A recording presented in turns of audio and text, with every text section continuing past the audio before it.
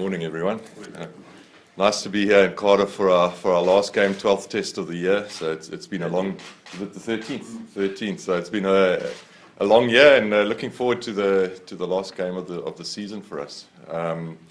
Injury-wise, thankfully in the Italy game we didn't pick up any injuries. All our injured guys are back home at the moment. So no new injuries on the from the test match itself.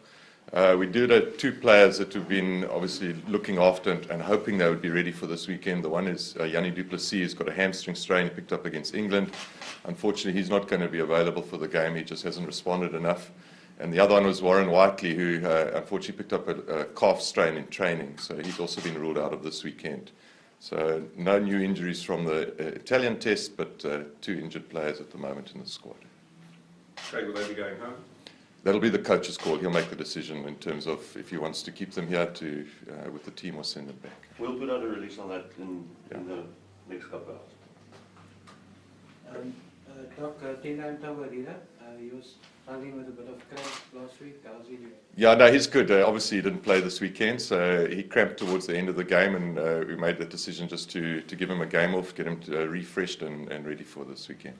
And Coenie and Trevor started, they played a lot of, probably played more minutes than they have. How are they looking physically after playing 60 or 65 minutes each? No, well, they're good. Coenie's not looking great. He's got a big black eye, but he's fine, and they came through well. So, it was a good test of our depth, playing those players. Obviously, we had quite a few injuries, and they came through well. So I think Johann will comment on that.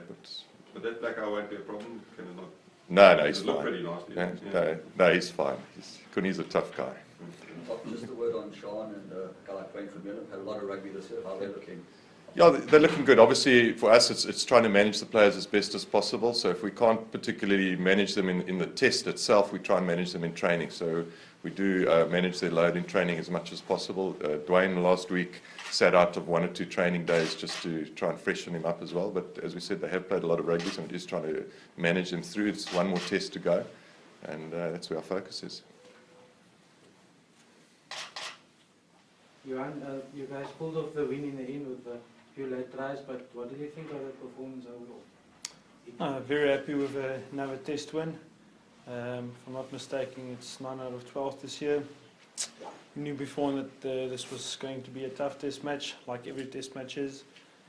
Pretty happy that we clicked some boxes, and like I said 2 weeks ago, Springbok jersey, any win is a great win, but always room for improvement.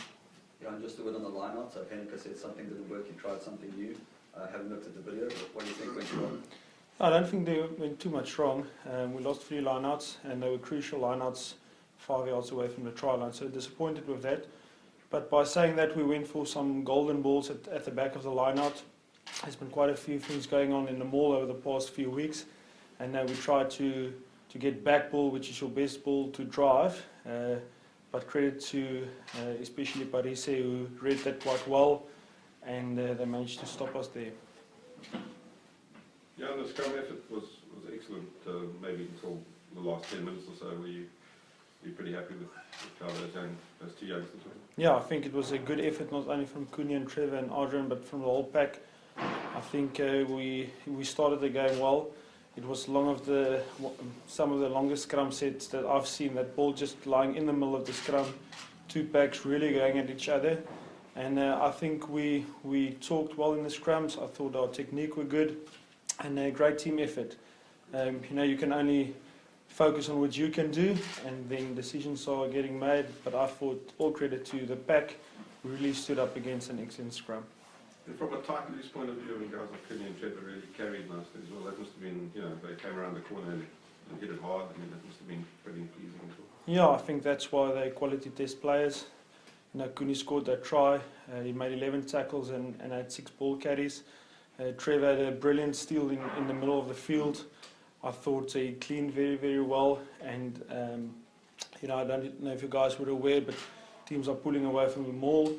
We worked quite hard on that, and the way that they read that at the front of that maul, we made 30 yards from that and got a penalty. So, it's the small things that makes a big difference, and it's nice to see that when you do things in training and it happens on the field, the players make decisions, and especially well done to those 2 guys. And after 3 games playing in the Northern Hemisphere, do you feel you're adapting to the breakdown? Obviously, refereeing very different in this part of the world. A lot of things let go. How do you feel the players are? No, I think we responded actually very, very well. You know, we got over the advantage line 82% of the time over the weekend. I thought it was a real battle, and you know, we committed some numbers in terms of our body height, our grips, and our reaction speed. You know, it was fantastic. They managed to pull in the scrum off into the rack quite a few times.